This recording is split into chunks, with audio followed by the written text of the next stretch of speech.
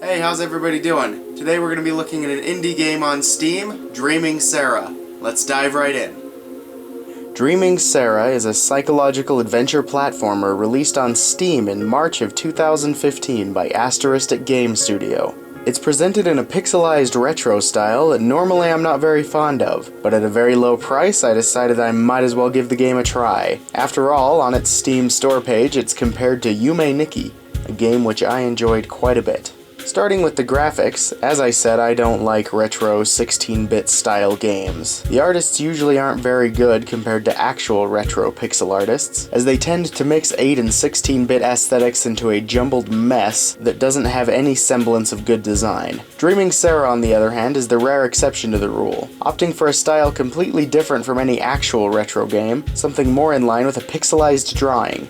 An aesthetic that I find very pleasing. The sprites are colorful and lively and have personality, and the animations are executed well. The design of the world is probably the best aspect of the game visually. The story is of Sarah, a girl in a coma, and the design reflects that. Abstract, dreamlike landscapes sprawl out in front of you at every turn, always changing, never predictable. The level design works to tell story, not dialogue, which is a virtue that has been lost to many developers. Show, don't tell. That's the philosophy here.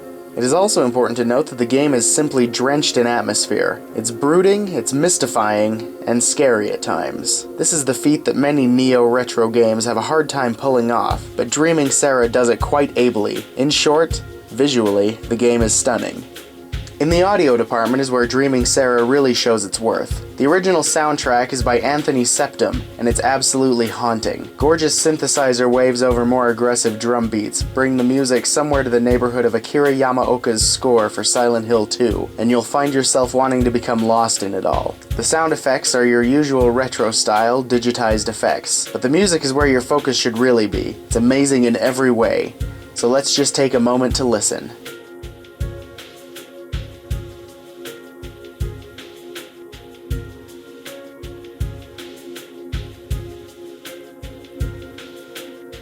Now for gameplay. As you may have noticed, Dreaming Sarah is a side-scrolling platformer, a Metroidvania-style open-world exploration game that just opens up to you from the start. You have to collect various tools to aid you in your exploration of the dreamscape, tools like an umbrella that you can glide with, or a watch that slows down time to help you through difficult obstacles. The platforming feels good, which is important, of course, in a platformer. It doesn't feel too floaty and it doesn't feel like there's too much gravity in the room. It feels just right. As for content, the game is a bit on the short side. I 100% aced it in just about 2 hours, earning all Steam achievements and seeing pretty much everything the game had to offer, which at $6 is kind of pushing it. But is it fun?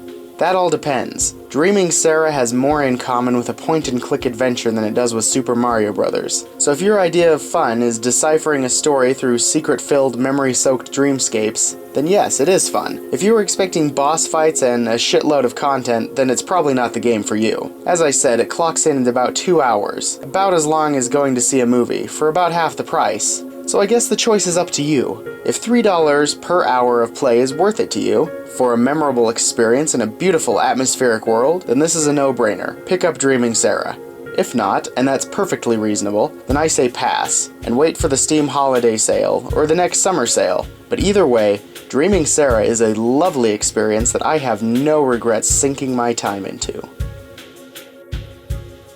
And there you have Dreaming Sarah, a lovely little indie platformer that's just drenched with atmosphere. If you're looking for a memorable experience that's not too hard on your wallet, then I say pick this one up. If you enjoyed this video, please like, comment, and subscribe, and I will see you next time.